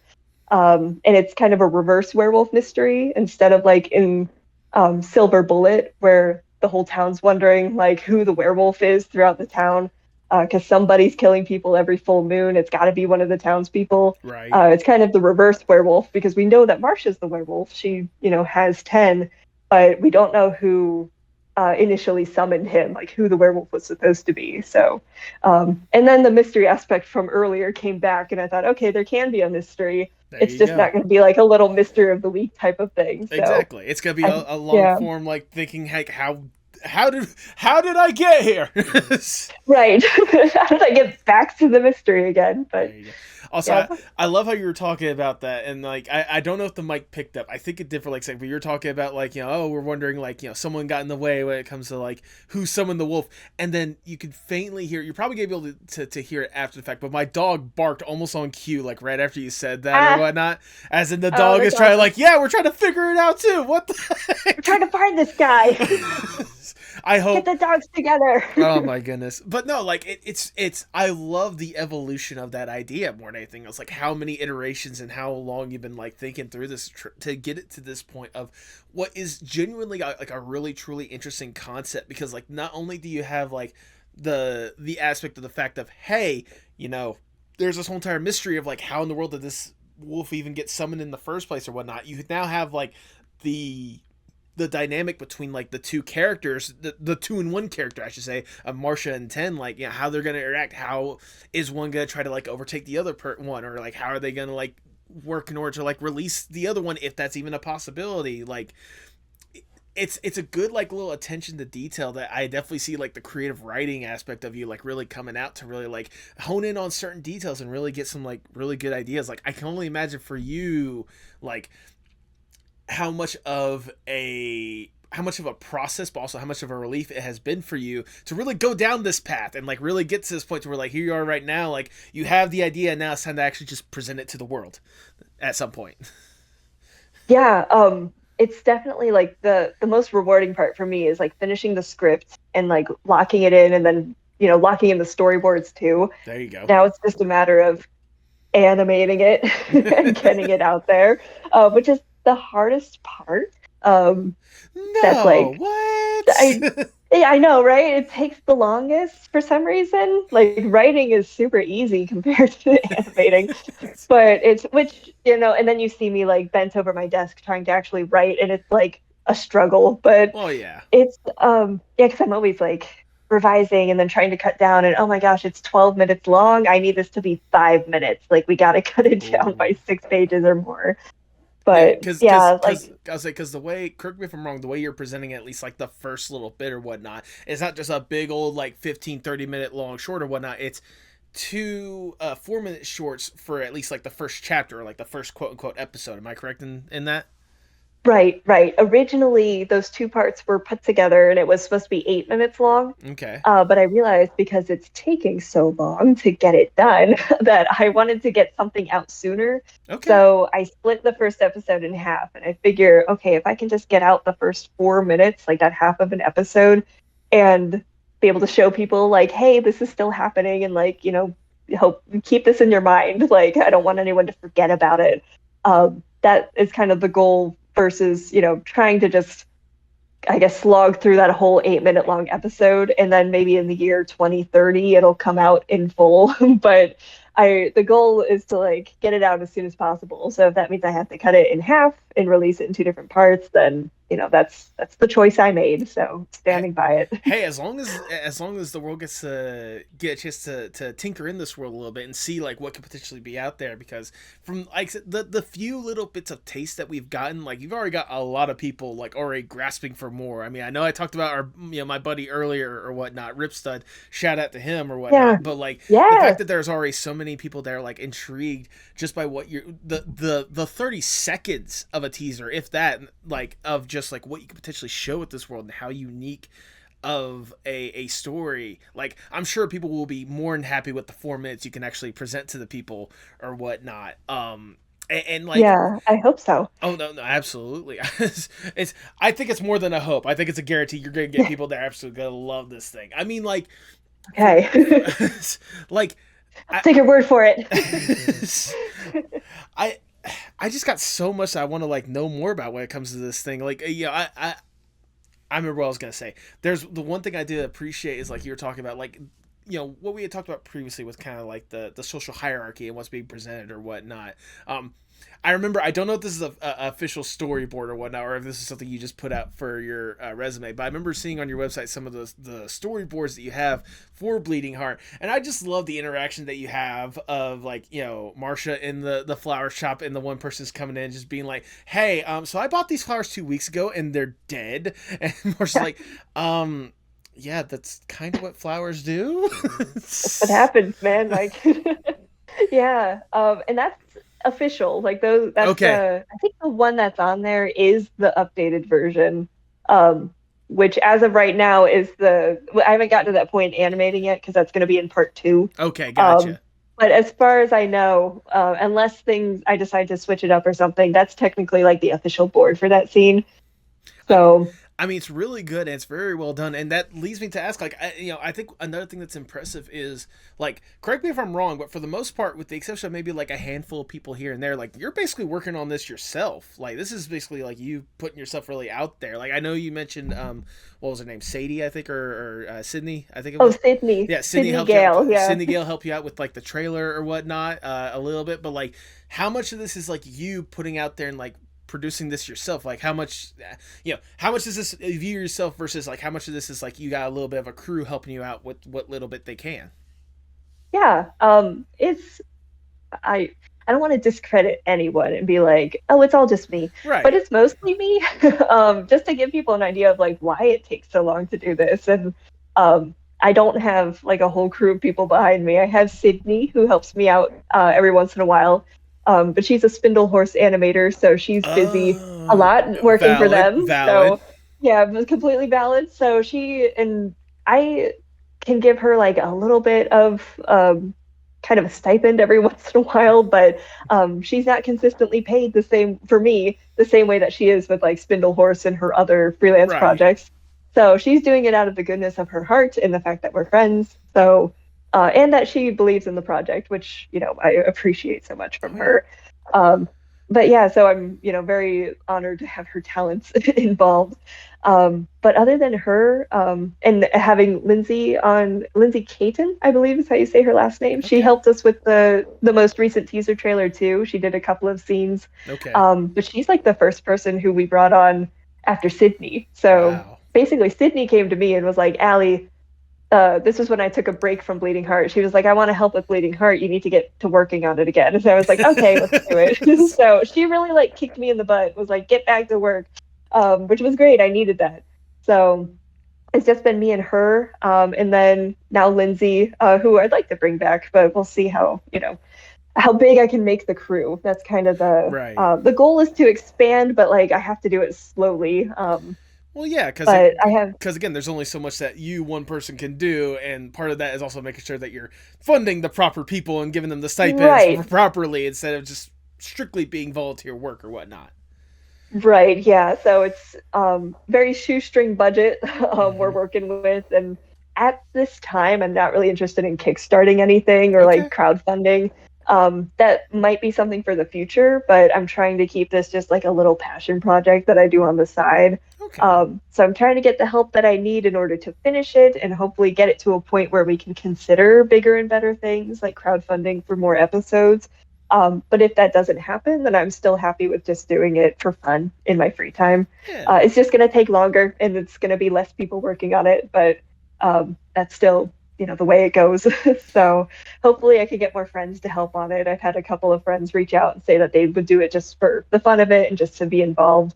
Um, and then my friend Fernando Utreres is a talented musician who's doing the music for me. So it's kind of like Ooh. reaching out to my friend base and being like, hey, can you help me with this? Like, you don't have to, and I can pay you this amount, but do you want to help? Do you feel like it? And most of them like don't even mind not being paid. They're just doing it as like a fun friend project. But at the same time, I want to be able to, pay them for their time the same way that like if I did something for them, I might want to be compensated depending on what it is. But No, yeah, we all try to help each other out. Yeah, I mean, absolutely. I mean, especially in this kind of like indie animation space that we see ourselves in or whatnot. Like, the help is appreciated, but you also want to make sure that, like, hey, you're taking the time to do this. I want to at least make sure you're compensated in one form or fashion for all the hard work and time that you're taking away from potentially doing other stuff to help me out with this fun little passion project that you Right. love and appreciate. I mean, like, I think the way that people are reacting to this is kind of the same way that people were reacting to Taste of Gold or whatnot. Like, for you, like, this was just nothing more than just like a fun little passion project you just wanted to see out there in the world, and people see it and they're like, yes, give more, more. Do that. Like, it's absolutely. I hope so. I mean, it's got to be kind of surreal to think of like the amount of love and passion that you've already gotten for this project. Again, like you said, it's meant to be. It was just a passion project just to start out, and yet here you are, not only having people that want to like help you out, bring this thing to reality, but also having like a good community out there that are seeing this kind of stuff and are already hungry for more. Right. And I'm on a podcast now, which is weird. Yeah, I wouldn't right? have guessed that from the start. That, like, isn't it weird how this Bleeding Heart? Like, this is part of it. This is part of like the I guess the dream being realized kind of thing. Yeah. But yeah, it's definitely whenever people draw fan art, I just like fall out of my chair. Oh I'm my like, God. you're drawing my characters because you like them, I guess. Like, even though at this point I don't have anything to show for it, as far other than like the little teasers, but like there's still so much to learn about the characters, and yet people are drawing them and posting that they're excited about it. Like, and that's probably one of the main things that keeps me going. And I'm like, please, please, please don't forget about me. Like, I know it's taking forever to actually get this done. I've had some loyal supporters from the very beginning, and I appreciate that they are still sticking around as I keep like making excuses for why it's taking so long, but I'm trying so hard. Like, I really want this to be done. But yeah, it's stuff like that that gets me keeps me going and gets me excited to then return this project to the fans, which I guess I have, which is weird to think about. But no, trust me, you do have fans. If nothing else, you're talking to one right here. Oh, nice. But I mean, like, awesome. I got one. He got at least one. No, I was gonna say, like, at the very least, like, when it comes to like the fans, I imagine there's a reason why they are patient with that, because they're probably also fans of indie animation just in general, and luckily people in the indie animation space and people that are fans of indie animation have learned really quickly that animation takes time, so they're more than willing so they're more than willing to be a little bit patient just to have that thing that they want to see like be out there in the best way that they could possibly ask. Because we have, some of us have also seen other mediums and other forces of media, especially with bigger budgets or whatnot, when stuff is rushed out there and it's not the best. All right. Yeah. Like, you can kind of tell. I would say, you say you're an angry video game person yourself. You've seen whenever you've gotten a video game and all of a sudden it needs like it's so shoddy and it's not like fully complete and needs like a 20-hour like update or something like that, right, just to be even remotely playable. All right. Right, you could tell when the corners were cut and the deadline was moved up, and no, you can't tell when the corners are cut. You could tell whenever the corners were just absolutely obliterated. All right, like that's the corners were hacked off. It's like you could tell when stuff wasn't even alpha tested. All right, that's Yep. So yeah, I think luckily, like in today's indie animation community, like people understand that like, hey, animation is going to take some time, especially again like we were talking about when it's just for the most part you and like a few people helping out here and there or whatnot, like really presenting this. That doesn't mean that we're going to easily forget about you, obviously, like, because like you're still like slowly but surely getting stuff out there, and like what we have been able to see. I mean, like I've said it a million times before, I'll say it a million times again, like I'm excited to see what we could potentially see where this could potentially go. Because I mean, like even from the little bits that you've been teasing about, like I said, the Venom-esque dynamic between Marsha and Ten or whatnot, how the world would view the sheep versus the wolf or whatnot, like what could potential like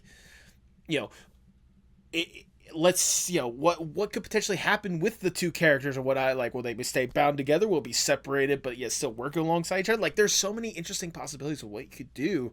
So I have to ask, at least for people that are curious, what should they expect from Bleeding Hearts when you finally get the opportunity to showcase it to the world? They can expect a. I feel like I don't want to give too much away. I don't want to accidentally spoil because there's the mystery. Like I said, Right. one of my fears is accidentally being like, this is the bad guy. Like I just accidentally revealing like the kind of main villain of the project. If I do, we got to edit it out. But which thank goodness we have a little bit of room for editing. Oh yeah, no, absolutely. Trust me, that's why I record this thing Good, well good. in Okay, advance. so the villain is The villain is no, yeah, there you go. But yeah, definitely like that mystery aspect and like the clues being dropped in and having Okay. like kind of some background, not Easter eggs in the sense of like something fun to see in the background, but like Easter eggs that will like kind of motivate that mystery. Like the Um, little breadcrumbs of what we could potentially expect. right. Yeah. So um and letting the audience kind of piece that mystery together. Okay. And for me, it's fun to be able to be like, okay, what kinds of like red herrings do I want to drop in and what, Oh. how do I want to set up these motives for all of the culprits? Because there's um 4, 5 different kind of potential culprits and they What? all will have motives. One of So them is an actual red herring. right, yeah. There you go. That's a very Sharklock type There you character, go. having Exactly. like the herring fish come out. Oh man, I should have done that. Man, I'm gonna write that down. Write that down. Write I that have so down. many. Write that down. I have so many like fish puns that I didn't get to use, and that was for the sequel, but which was going to be called Sequel, Yeah, Sequel. See, like so many extra I wanted to do, and I just never got around to it. But there's still yeah, time. that There's kind still of time. there's still time. I did consider having Sharklock be canon in Bleeding Heart as like an existing movie. See, So like Marsha would have like a Sharklock poster on her wall or something like I was that. gonna make that joke of like maybe in like one of the city scenes or whatnot. You see Marsha walking past the movie theater. And it's like Sharklock, foams as like one Right, of the movie theater, Sharklock. movie posters. Yeah, I think I do want to have there be a Sherlock Holmes type movie in there Right. though, because I have ideas for like, she's realizing that she's part of a mystery, so she kind of like turns to detective stories and is trying to like emulate the detective. So I think there will be like a Sherlock Holmes version in this world. Probably not Sharklock. It'll probably be something that fits a little bit better in the Right, right. world. But I will say, thank yeah, goodness that you went with the detective route and not what most people probably do in the modern sense, which is the true crime podcasts. right. Oh my gosh, that would be. Oh my. Would she be on the true crime podcast or listening in? Because I feel like she could go both ways. I think listening in, like maybe because like a lot of people listen to those true crime podcasts, partially just because of the mystery itself of like what the potential true crime is, but also like to kind of get that rush of thinking like what could like what if I was in this situation, or if I was thinking about this stuff, like how would it go down, or like how would I What solve would it? I do? Yeah, what would I do? Yeah, what would I do? I'd be able to pick up where the police weren't able to figure it out. Like you Just kind of see yourself as a little bit smarter than just everyone involved. just do what everyone else does. Apparently, if they watch Breaking Bad for more than one episode, just get a giant vat of acid and just dump the body in there. Right. That works.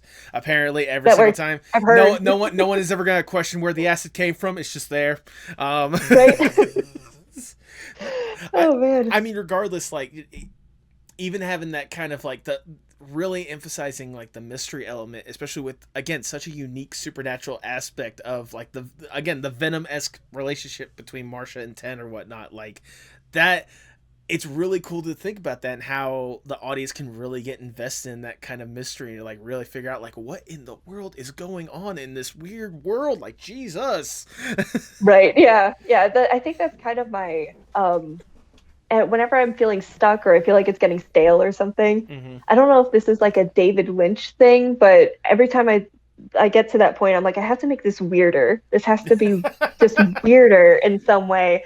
And it's really helped me get into like more I guess like the mystery deepened, and then I was thinking more about like new characters to add that could Okay. just heighten that weirdness a little bit. And or changing some of their personalities to be more interesting because they got a little weirder. Like that's always where I go to. I'm like, this has to get weirder or else it's going to be boring. Right. So I mean, it definitely helps. either way, just hearing you talk about again like the cool mystery aspect, but also like the weirder aspect of it.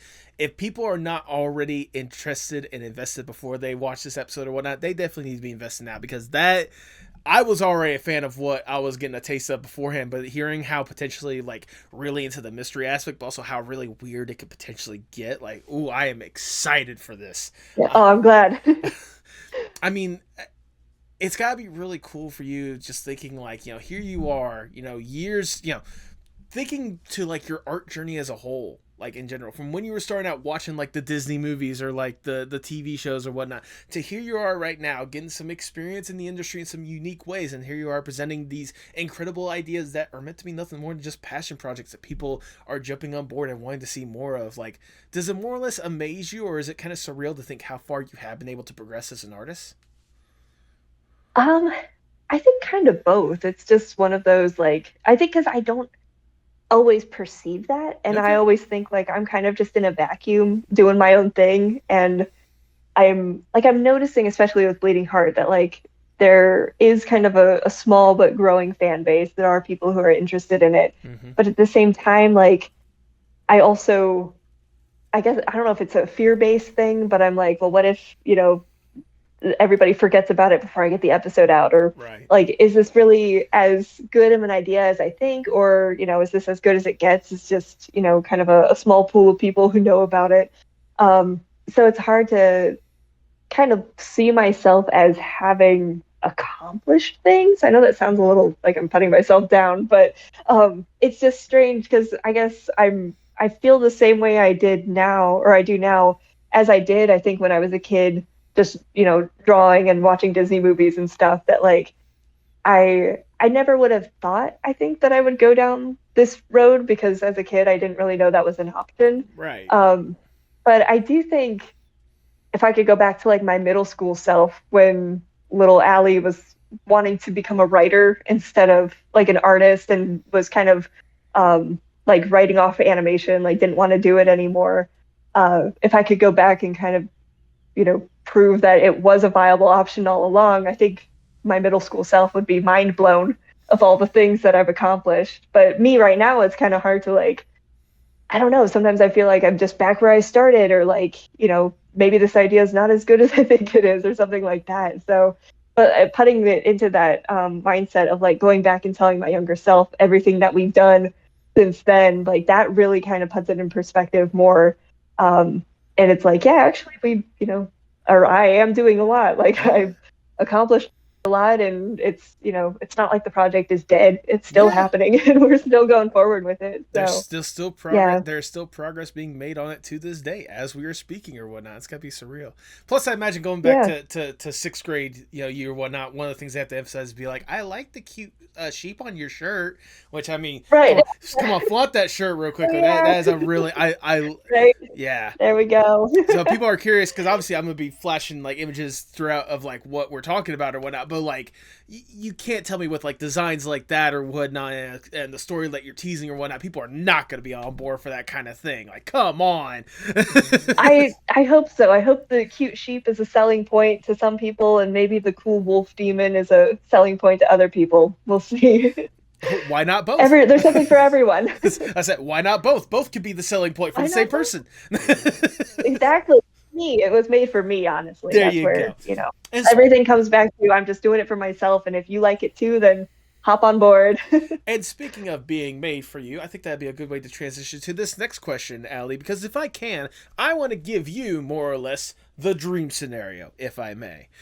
Let's say Okay. I am Big Shot Mr. Moneybags. I come up to you and I'm like, look, Allie, we have seen what you've been tinkering with, what you've been toying with, and we could tell the potential for something amazing to be here. Like there is something there. You just need a little extra push, a little extra platform to get you to that point. We have access to everyone and anyone in whatever industry possible, and more money there should be possible. You really should be emphasizing, animators and really making sure that they can get stuff like, health insurance, a good place, a stable place to live, all that kind of stuff. Hashtag stand with animation, always and forever. But right now we are focusing on you and you alone. We'll focus on the animators later. We promise. We promise. Right now it's just you for this moment. If given this opportunity, what would be the dream Allie Vanaman project? You got it. I got it. I was a little tongue tied there, but I got it. That's all right. There's so many there little projects that I would love to do. Ooh. I think, without being like kind of cliche, I think Bleeding Heart would be the big dream one, but That's valid. not at the scale that it's at. Instead, doing it as a full-length movie. Okay. So the way that I've set up the episodes and like the lengths of them and the way that like the story progresses throughout all of them, if you were to take all the episodes and stitch them together, it would feel like a movie. Like every episode has its own like inciting incident, midpoint, dark night of the soul or whatever. So it has like each of them have those moments, but then overall, if you look at like the full story like as one big piece, then you can see clearly where those same parts of that formula are in the bigger timeline. So it's not just like, stitching a bunch of episodes together and it's the length of a movie. It actually has the structure of a movie. Mm-hmm. So I would love to have that done just in a full-length feature film, animated, of course.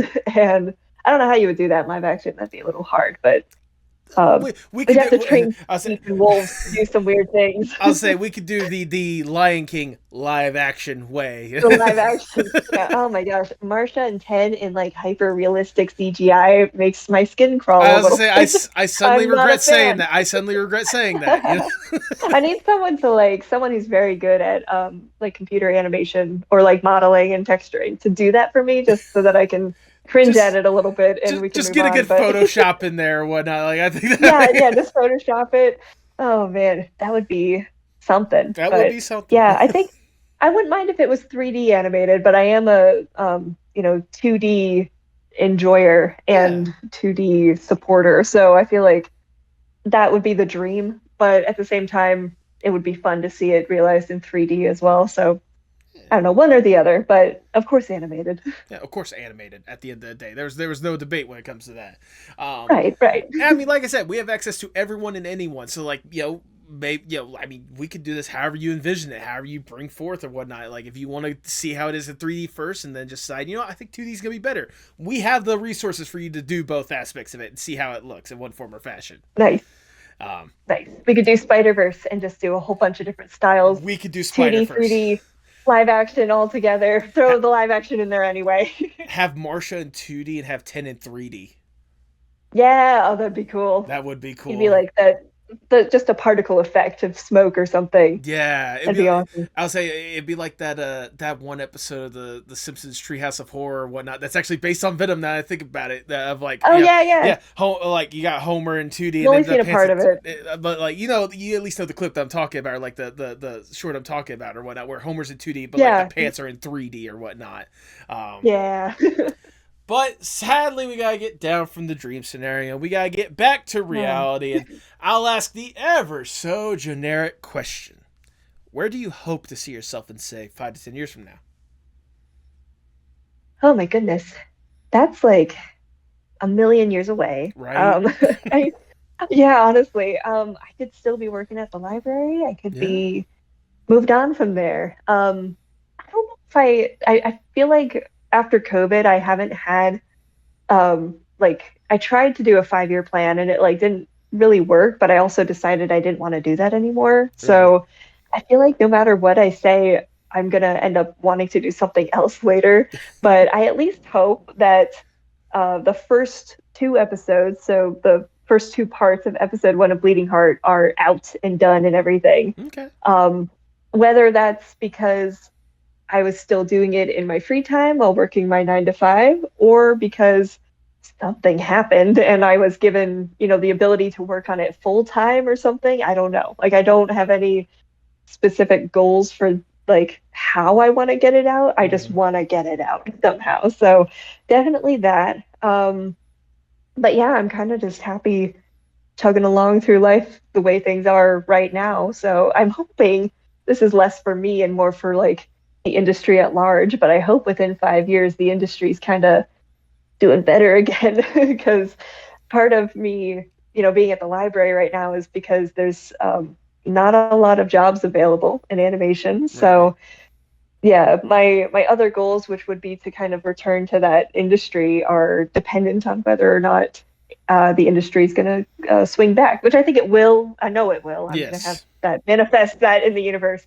I know it will. I just don't know when. I was so fresh to the industry when all of this happened that like Yeah. I didn't really get a full taste of it. So I can't like I'm not out in California like on the front lines of the union voting or protesting or anything. So I don't know entirely, what's going on over there, but I'm supporting it from Like always. afar.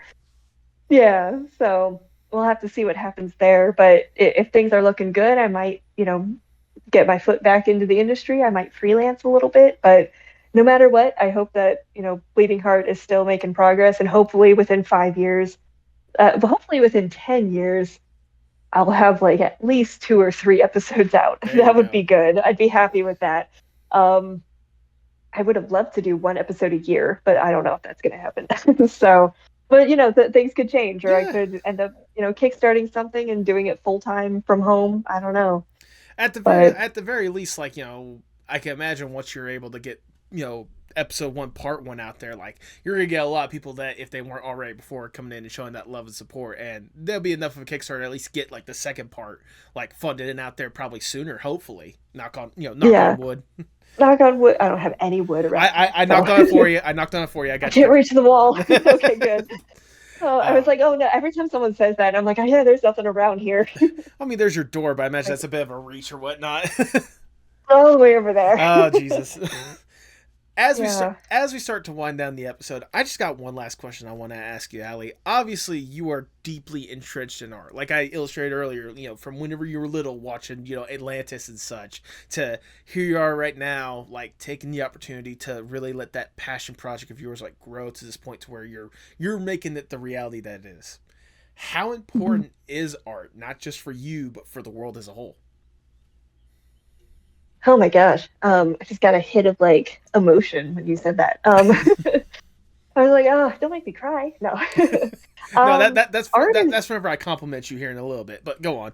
oh, okay, gotcha. Yeah, then it'll start.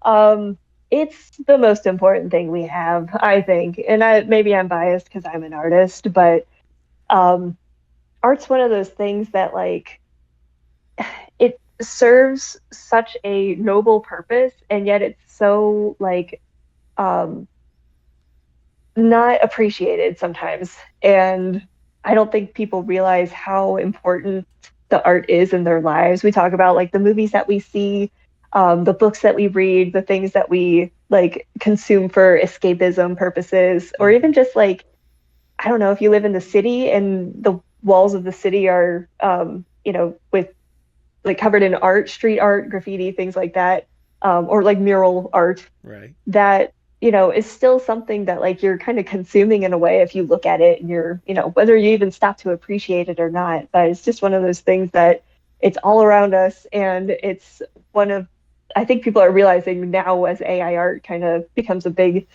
art becomes a big thing.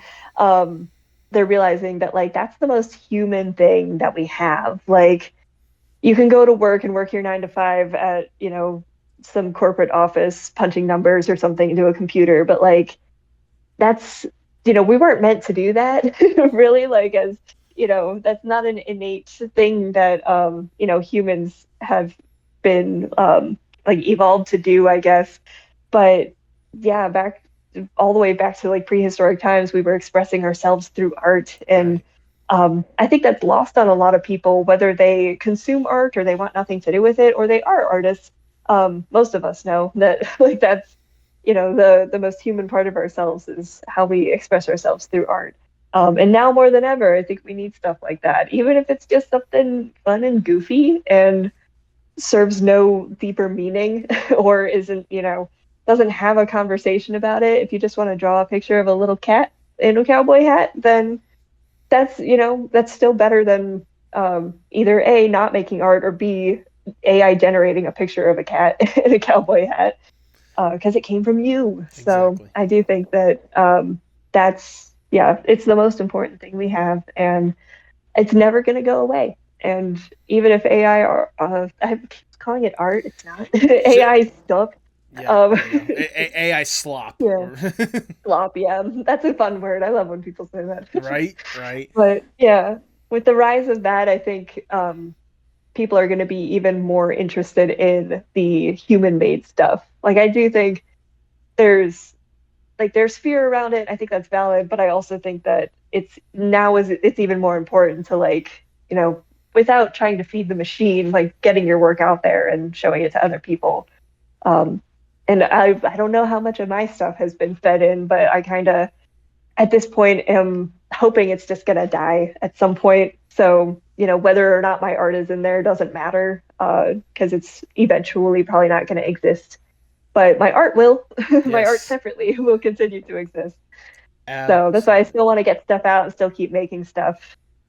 Absolutely. That is wonderfully worded, if I do say so Oh, thank myself. you. Um, Thank you. Allie, that is all the questions I have for you. I've already showered you with Lord knows how much praise up to this point, but I'm going to shower you with a little bit more because it's my podcast. I do what I want. Nice. I won't argue with that. Good. I'm glad we're on the same page when it comes to that. Now, like I said beforehand, whenever I got you on here in the first place, like ever since I've gotten just the taste of Bleeding Heart or whatnot, I've been so curious and intrigued to see how much further you're going to be going with this. How what you could potentially be doing with this kind of stuff, like the ideas that could potentially going into this, and especially now that I got a chance to have you here to talk about not just that, but everything that's kind of mentally gotten you up to this point, all the different aspects of art that and creative writing and all the stuff that you love has grown you to this point to where you're able to confidently like go out there and push this idea out, if nothing else, just because it's something that you love and you want to see in the world more than anything Mhm. else. Like it makes me love and appreciate not just the project, but makes me love and appreciate what you're doing, and it makes me really excited for it because I know it's not easy. It is not. I've talked to so many different artists. I've tinkered in the art world myself or whatnot, and really putting yourself out there and doing a passion project in one form or fashion is never easy to do, especially when it's mainly Mhm. you trying to get it put out there. But the fact that despite all of that, you're still taking the time and effort to really push that out there and really push out something that is honestly like truly incredible and looks absolutely stunning. Like it makes me excited, it makes me amped because I know that like whatever it may be, no matter how long it's going to take, no matter how long each individual short is going to be or whatnot, I know it's going to be a top notch, high quality artistic masterpiece in one form or fashion, and Well, cannot thank you. I cannot wait to see all the different interactions, all the different breadcrumbs that you're going to be leaving throughout, all the different interactions in one form or fashion. Like, it makes me just so excited to see Bleeding Heart come to fruition, especially in the unique world of indie animation that we are all in today at this point. The long and the short of it, Allie, is thank you so much. Thank you for putting yourself out there, and thank you for really taking the time and effort to do that, because it's like I said before and I'll say it again, it's not easy. It's never easy to do that kind of stuff, and to see just the wealth of people that are absolutely loving it so far, myself included, like it's really cool to see people really hopping on board, and I'm really happy that people see that, recognize that, and I can't wait to see how much they're going to love and recognize what you're going to be doing from here on out. So thank you. Well, thank you so much. That's all so incredibly kind of you. Yeah, like I said, it's hard to kind of realize that all of that is happening Yeah. too. So it helps to kind of get a reminder that, like, yeah, people are excited about this. Like, Yeah. don't forget that. Absolutely. And if people want to see, I like you've already, like I said, it's really weird to like step back and realize, oh wait, there's people that actually enjoy this. Like I get caught up in that sometimes, like with what I'm doing or whatnot. Like I'm pushing episodes out there when it comes to podcasts or whatnot. Like for example, I just got done with Amateur April. By the time this episode comes out, like and it's where I like to highlight artists that have a much smaller following that I think people deserve to see more of. And those don't Yeah, always that's get like, awesome. yeah. And those don't always get like the biggest views or whatnot. I'd be lucky if it hits like 100 views or whatnot. But then I step back and I realize, holy crap, I got over 2,000 people that have subscribed to this channel and like are watching this stuff in some form or Nice. fashion or whatnot. Like Yeah. I've got like what, close to 800 people on Blue Sky of all places, like following me and seeing, like excited to see this kind of stuff. Like I'm always forgetful of like just how much of an audience I do have. So I know what it's like for you. Right. I know what it must be like for you to, like, you know, you're pushing this stuff out there for something that is really catered to you and something that you personally want to see. And then you realize, oh crap, this has got like hundreds of people like liking this stuff and wanting to see what's going to happen with this. Right, yeah. Like it's you think those numbers are low, but then you imagine those people in a room with you. Or Yeah. like if you're at a convention and you have what you said you had like 800 followers on Blue Sky. Yeah. Like imagine a room full of 800 people that are here to, listen to what you have to say. Like that's, wild. I'll say, imagine like a high school gymnasium with like 800 people in it, let alone 2,000 people in Right. it, you know?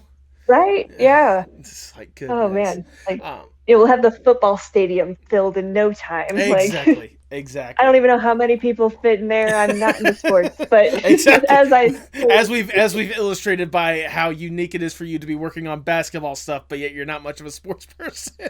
right, yeah. That's a lot of people in the stadiums though. I don't know how many, but that's a lot. Exactly. Now, if you want to potentially fill that stadium up with a lot more people, if they're not already recognizing, what we've been talking about for the past, I don't know, hour and a half or how long we've been recording or whatnot, go ahead and plug yourself for the people at home. Where can people find more about Bleeding Heart and what you've got to show? Okay, so Bleeding Heart specifically can be found at a couple of different places. Unfortunately, it's not very streamlined, but I have a Ko-fi page. So that's ko-fi.com/vanamation. So that's your one-stop shop for Bleeding Heart. I have merchandise on there. I have monthly updates that they originally drop for paid like supporters, but they always go public half a month later. So you'll be able to see everything just delayed a little bit if you're not a paid subscriber. So it kind of functions like Patreon for anyone who hasn't heard of Ko-fi before. Right. For just any updates that I post on social media, Bleeding Heart is either under Bleeding Heart Series or Little Good Sheep. So it kind of depends on which social media page it is and how many characters I was allowed to put in the name of it as the handle. So Bleeding Heart Series is on Instagram. I believe it's also on Blue Sky as Bleeding Heart Series. And then Little Good Sheep is on Tumblr. I don't use Twitter/X anymore, so Thank God. you don't have to bother going there. It's gone now. It's still there. Everything's up, but I don't check it anymore. So don't try to contact me that way. There you go. What else is there? Oh, for anything specific, just for me, because that's all Bleeding Heart, and I try to keep that separate as much as I can. There's some crossover, but any of like my personal stuff, or if you're interested in the taste of gold, that is on my vanamation pages. So I'm vanamation on every social media site. There you go. So the one big ticket though is that the kofi.com/vanamation is a Bleeding Heart like one-stop shop, all things Bleeding Heart. So even though it's using my handle. Well, there you go. And I'll be sure. But yeah, that's it. I will be sure to have all those links in the description below and any you may have missed or whatnot. So people, if they're curious about any of that kind of stuff, just scroll down a little bit. You'll see it. It's right there. Right. Yeah, it'll be there. If you search Vanamation or Bleeding Heart, they also come up on Google, I think. So there you go. They're around. Do you have any final words before we sign off? No, just thank you so much. This has been awesome, and I'm really honored to be here and grateful for the opportunity to be able to share this project more. Like you said, like it is surreal to kind of be like on a podcast now when I don't know, the I guess origins of this is just me kind of tooling around with an idea about a sheep and a wolf and trying to do something for fun in my free time. And now it's like, oh, I'm actually talking about it to people who want to hear about it and know more about it. So this has been an awesome experience, and I really appreciate it. I'm assuming this is your first time appearing on a podcast. Yeah, and I'm so excited. Good. Well, it is an honor and a pleasure to give you this opportunity and this platform to talk about this stuff, because it has been all I could have ever hoped for and then some. And with that, all I have to say is, for the people at home, if you can, please pay your artists. Yeah, I second that.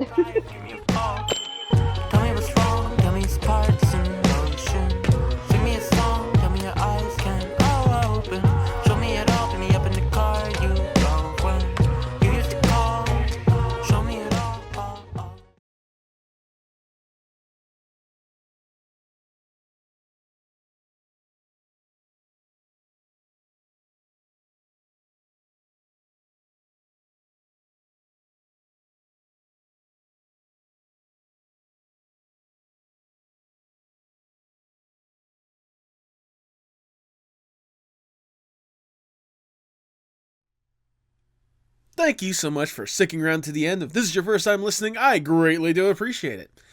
No, and also, seriously, like I said in the intro, like, with this interesting concept with Bleeding Heart, especially with how Allie is going forth and presenting it, like, I knew I had to give this the spotlight, especially on Indie Animation Day of all days. Allie, if you've gotten up to this point, thank you so much for taking the time to do this. It was an absolute blast to chat with you and really delve deeper into what you could be showcasing with Bleeding Heart.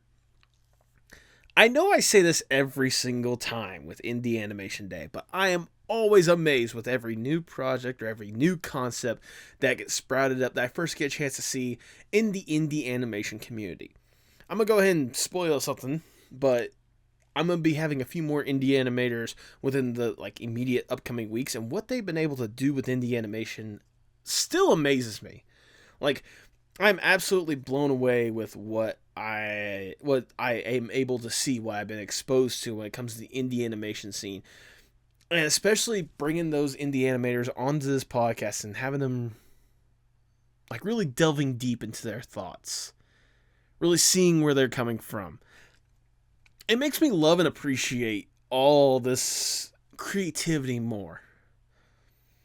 Like, you would think, after over 200 episodes of this podcast, that I would be less surprised, but I am always surprised every single time. It always amazes me. That's why I'm always a person that's going to highlight whenever Indie Animation Day is going to be coming around, because I want to see more. I want to see the next incredible concept. I want to see the creativity flow from one person that may not have had that opportunity otherwise. That's why I'm always ecstatic for Indie Animation Day. So you better believe I'm going to be liking and reposting as many Indie Animation Day posts as I can, because I'm genuinely excited with what you guys have. It's always so cool. I mean, I'm not saying this confidently, but hopefully at some point in the future I can have my own indie animated project out there, because there are some ideas that I could potentially be tinkering with. But regardless, it's always cool to see what you guys have, and that's why I'm always going to showcase that love to you guys, because I know not only the creativity and the thought that goes into it, but the love and passion that also goes into these concepts. It always amazes me no matter what. So keep up that creativity, and please keep showcasing it so I can have another new thing to absolutely love and hyperfixate on and showcase as much as I can. Keep up your creativity, seriously. You guys are doing phenomenal work.